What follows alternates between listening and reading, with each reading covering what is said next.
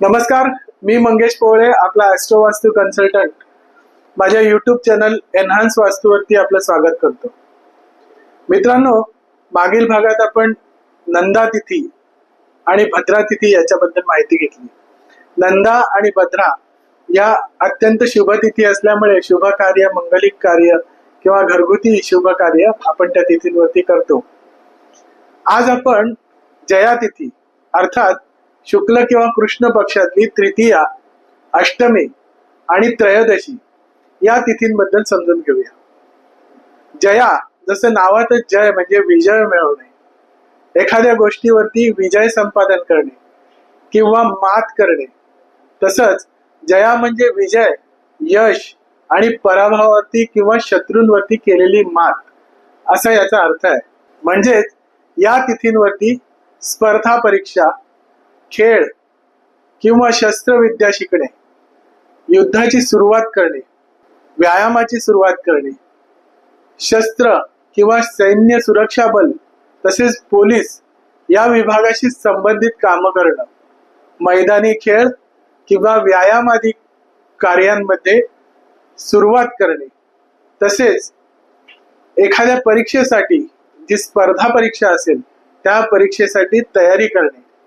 त्याचबरोबर एखादी कोर्ट केस असेल तर ती केस शत्रूंवरती विजय मिळवण्यासाठी कोर्टात दाखल करणे. तसंच एखादी संपत्ती किंवा अधिकार जर तो आपल्या हातून आपण गमावला असेल तर तो परत मिळवण्यासाठी प्रयत्न करणे. त्याचबरोबर हक्क मिळवण्यासाठी प्रयत्न करणे.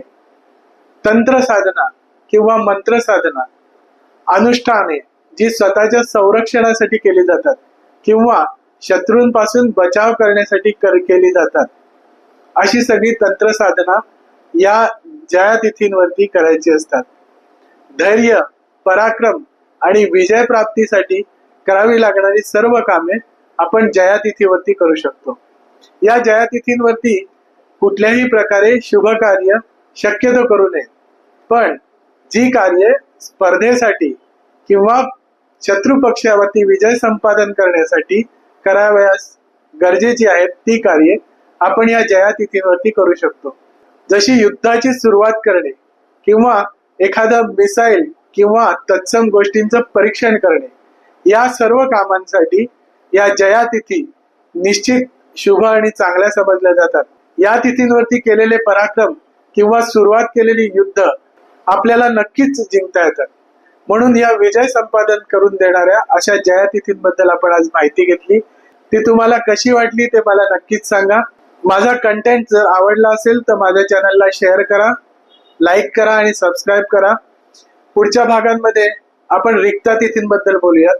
तोपर्यंत नमस्कार.